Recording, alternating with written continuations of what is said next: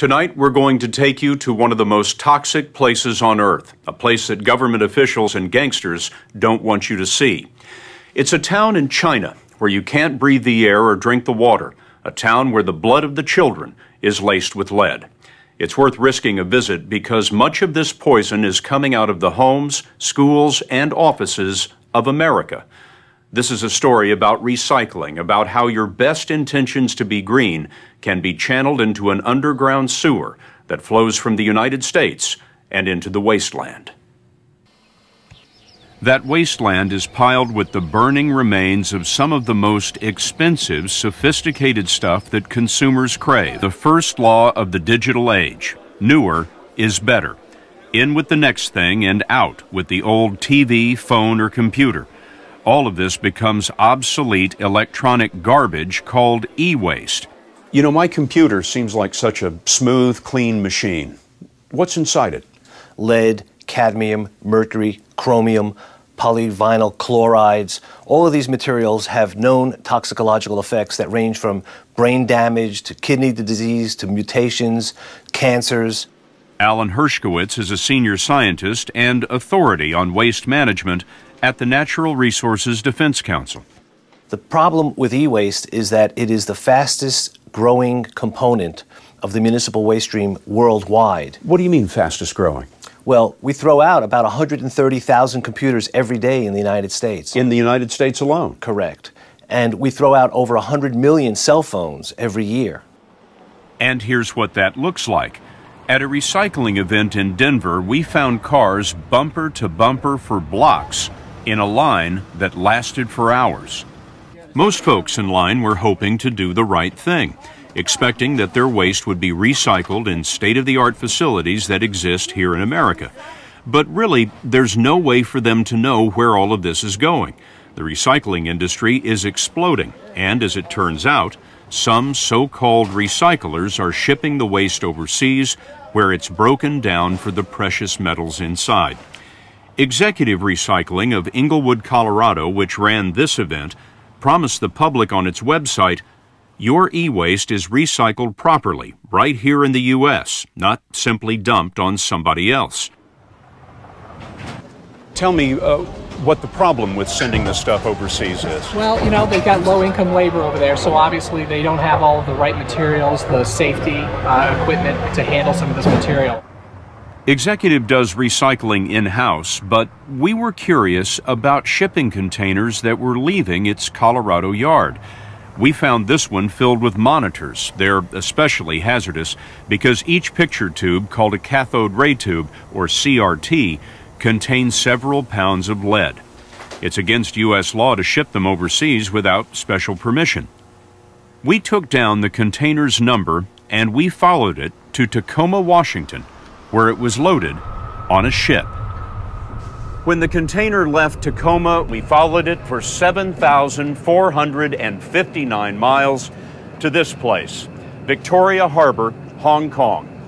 It turns out the container that started in Denver was just one of thousands of containers on an underground, often illegal smuggling route, taking America's electronic trash to the Far East. Our guide to that route was Jim Puckett, founder of the Basel Action Network, a watchdog group named for the treaty that's supposed to stop rich countries from dumping toxic waste on poor ones. Puckett runs a program to certify ethical recyclers, and he showed us what's piling up in Hong Kong. I mean, it's literally acres of computer monitors. Is it legal to import all of these computer monitors into Hong Kong?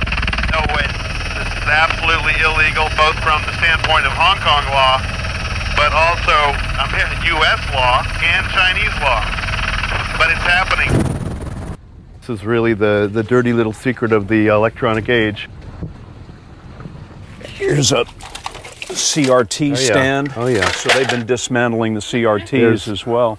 A little bit of everything in here, and this is the place where they're clearly doing the burning. Greenpeace has been filming around Guiyu and caught the recycling work. Women were heating circuit boards over a coal fire, pulling out chips and pouring off the lead solder. Men were using what is literally a medieval acid recipe to extract gold. We have a situation where we have 21st century toxics being managed in a 17th century environment. These are the hands that are breaking down America's computers. Oh my goodness, look at the ash river here. Oh my goodness. It's unbelievably acrid and choking. What are we seeing here? This is an ash river. This is the detritus from burning all this material, and this is what the kids get to play in. A lot of people are turning a blind eye here, and if somebody makes enough noise, they're afraid this is all going to dry up. Back in Denver, there was no threat of it drying up. In fact, it was a flood. Then we told him we'd tracked his container to Hong Kong. This is a photograph from your yard, the executive recycling yard. We followed this container to Hong Kong. Okay. And I wonder why that would be. I have no clue. The Hong Kong customs people opened the container Okay. and found it full of CRT screens, which, as you probably know, is illegal to absolutely. export to Hong Kong. Yep. But that's where we filmed it, and it turns out we weren't the only ones asking questions.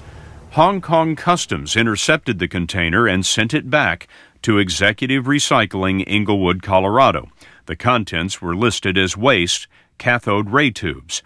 U.S. Customs x-rayed the container and found the same thing. We showed Richter the evidence, and later, his lawyer told us that the CRTs were exported under Executive Recycling's name. The Federal Government Accountability Office set up a sting in which U.S. investigators posed as foreign importers. Executive Recycling offered to sell 1,500 CRT computer monitors and 1,200 CRT televisions to the GAO's fictitious broker in Hong Kong. But Executive Recycling was not alone. The GAO report found that another 42 American companies were willing to do the same.